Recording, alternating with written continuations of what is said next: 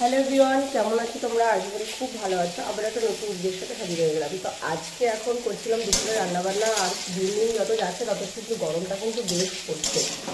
তো রান্না করছি, বাড়িতে কিছু গেস্ট এসেছিলো, তো রান্না করেছিলাম সকালবেলায় ডাল করেছিলাম, আর হচ্ছে পোস্ত দিয়ে আলু ভাজা করেছিলাম, আর নিম পাতার গুঁড়ো করেছিলাম। তো গেস্টদের জন্য না, মানে নিজেদের খাওয়ার জন্য, সকালের জন্য।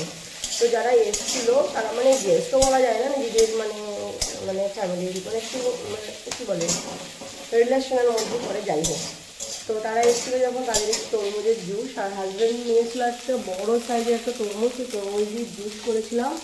আর জুস করেছিলাম তো, আর তার সাথে মিষ্টি নিয়েছিল, সন্দেশ মিষ্টি, আর লাল মিষ্টি, আর হচ্ছে সাদা মিষ্টি, মানে গোলাপজাম, আর হচ্ছে রসগোল্লা। তো যাই হোক, এখন রান্না বসিয়েছি দুপুরের রান্না, চলো দেখাই তোমাদেরকে। এইটা কিন্তু হচ্ছে দুপুরের রান্না। এখানে আলু ভাজা হচ্ছে, আর এখানে হচ্ছে কিন্তু আমার ডাঁটা দিয়ে আলু দিয়ে একটু ভাজা ভাজা করে নিচ্ছি। খুবই সিম্পল রান্না করবো, কেননা এত প্রচণ্ড গরম না, তেল মশলা বেশি খাওয়া যাচ্ছে না। তো এখানে কিন্তু আলুটা একটু ভেজে নিলাম, পটল আলু রান্না করব। কারণ এত গরমের মধ্যে একটু বেশি মশলা খেলেই কিন্তু অ্যাসিডিটি হচ্ছে, শরীর খারাপ করছে, গ্যাস হয়ে যাচ্ছে এত গরমে। তো আজকে ভাবলাম পটলটাও একদম সিম্পলি বানাই, বেশি তেল মশলা দেবো না। আর এই লোহার কড়াটাতে না ভাজা টাজাগুলো খুব সুন্দর হয়। আর এখানে ডাটাটা ভাজা হয়ে যাচ্ছে, আমি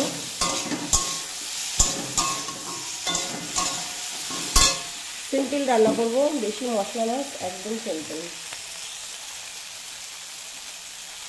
একটু সামান্য দিয়ে দিলাম হলুদের গুঁড়ো। আর এই গরমে দেখবে হালকা পাতলা রান্না খেতে কিন্তু খুব ভালো লাগে।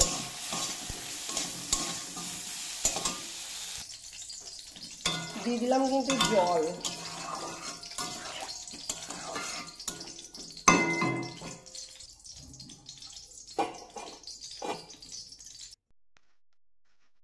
তো আমি কিন্তু সবজিটাতে জল দিয়ে বসিয়ে দিলাম, আর এখন আমি হচ্ছে পটলগুলোকে ছাড়িয়ে নিচ্ছি। তো আজকে ভাবছিলাম পটল দিয়ে কী করব, পটলের অন্য কোনো রেসিপি বানাই।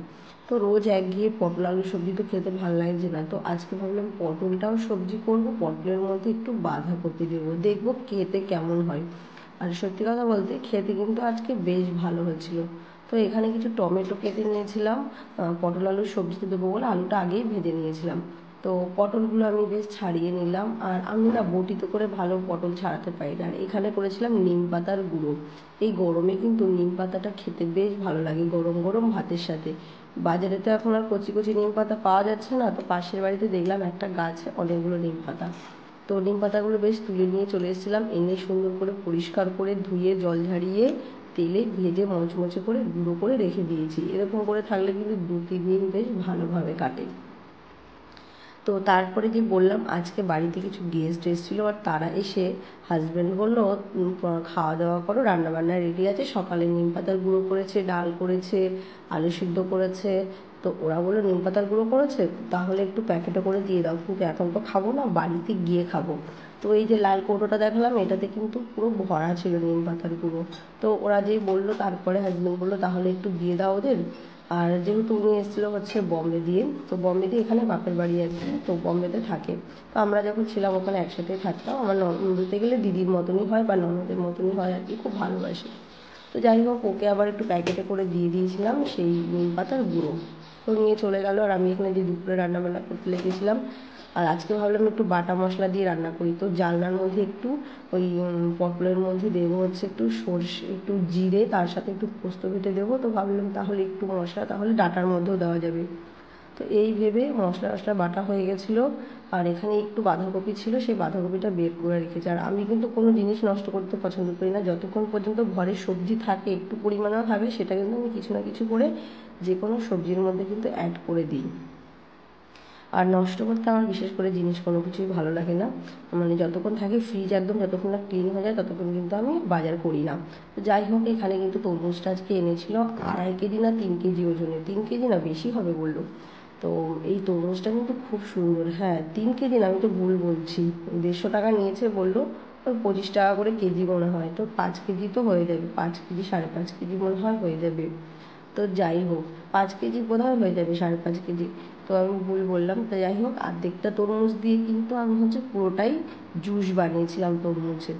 তো সবাই খুব ভালোবাসে এই জুসটা খেতে, তো আমি বানিয়ে দিয়েছিলাম। তো তারপরে কিন্তু এখানে চলে আসলাম আবার রান্নাবান্না করতে। তো পটলটা ভেজে নিচ্ছিলাম, আর এখানে এই সাইডে সবজিটা দেখলাম, সবজিটাও কিন্তু প্রায় হয়ে গেছে। আর আজকে যেহেতু সকালে করেছিলাম ডাল, আলু সেদ্ধ, নিমপাতা, তো ওটা দিয়ে খাওয়া হয়ে গেছিলো। তো ভাবলাম দুপুরে রান্নাটা একটু হালকা রাখবো, আর রাতের বেলায় রুটি করবো আজকে, তাই ভেবে নিয়েছি। আর আমি কিন্তু রান্নার আগে ভেবে নিয়েছি আজ কী রান্না হবে, কী মেনু হবে। তো তারপরে এখানে দেখলে পোস্ত, জিরে, আদা আমি কিন্তু বেটে রেখেছি এর মধ্যে। আর এখানে একটা টমেটো কেটে নিচ্ছি। টমেটোটা আমার মনে হচ্ছিল যে আমি কেমন ভিতরে দাঁটিগুলো কি পচে গেছে নাকি, তারপরে দেখলাম না, ভালো আছে। তো যাই হোক, এখানে আমি আমার জন্য একটু জুস বার করে নিয়েছি, কারণ রান্না করতে করতে আমার হয়ে গেছে গরমে কষ্ট, আর বাচ্চারা একটু খেয়ে দিয়ে ঘুমিয়ে পড়েছে। আর স্কুল যেহেতু এখন সকাল সকাল ছুটি হয়ে যায়, এসে 10:30টার সময় খেয়ে দিয়ে কিন্তু বাচ্চাদের স্নান করা হয়ে গেলে ওরা ঘুমিয়ে পড়ে। আর এখানে দেখো পটলটা কিন্তু ভেজে নিচ্ছিলাম, ভাজার মধ্যেই কিন্তু দিয়ে দিলাম বড় বড় করে টুকরো করে বাঁধাকপি। আর এইভাবে বাঁধাকপি খেতে আমার হাজব্যান্ড খুব বেশি পছন্দ করে, কেন জানি না, ওর বাঁধাকপিটা হচ্ছে খুব প্রিয় সবজি একটা। তো তার সাথে আমার মেয়েরও কিন্তু বাঁধাকপিটা খুব প্রিয়। তো যাই হোক, সবারই সমস্ত বিচার। আমার ভালো ব্যাপারটা কি জানো তো, আমার বাড়িতে যেসব আমার দুজন বাচ্চারা আছে, ওরা কিন্তু সবজি খেতে খুব পছন্দ করে, আমি যাই বানাই। এই যে ডাঁটা বানিয়েছি, এইভাবে পটল আলু সবজি করেছি, এটাও কিন্তু বাচ্চারা খুব ভালোভাবে আজকে খেয়েছিল সবজিটা দিয়ে। তো যাই হোক, এইভাবে আজকে একটা নতুন রেসিপি রান্না করে ফেললাম, বাঁধাকপি দিয়ে পটলের সবজি।